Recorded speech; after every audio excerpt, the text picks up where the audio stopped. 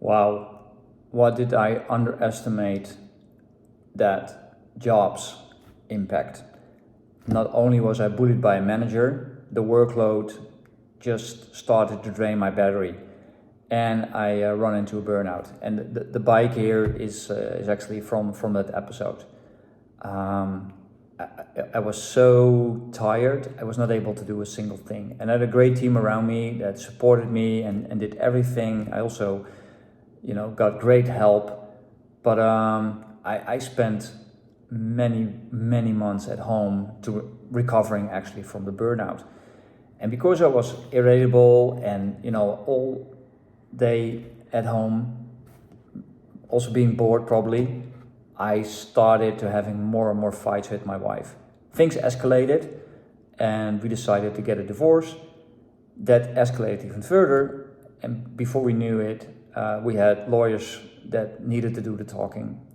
After a painful and costly process, we got divorced, and I also switched jobs in the meantime.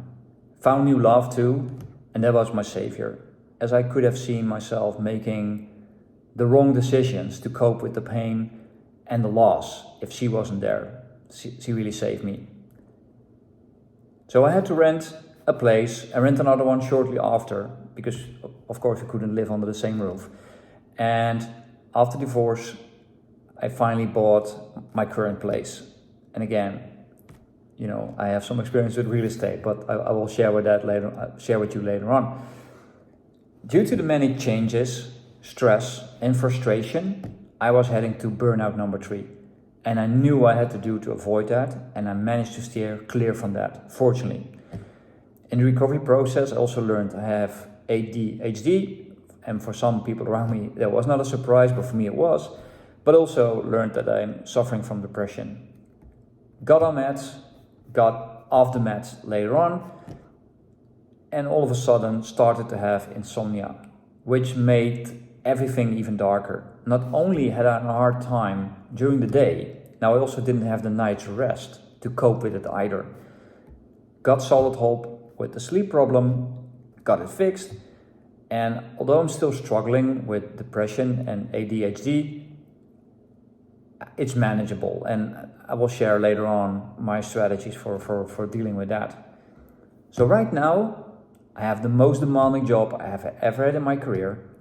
I have less spendable income per month due to child support and ex-wife support or alimony since the last 5 years and probably 6 more years to come. I have no expensive clothes, watch or other belongings. I don't even have a car.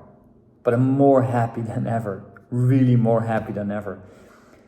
So I just shared with you some peaks and some valleys I experienced. And I think now you probably understand better why I think I want and need to give back and help people around me, especially that going through youth and early adulthood.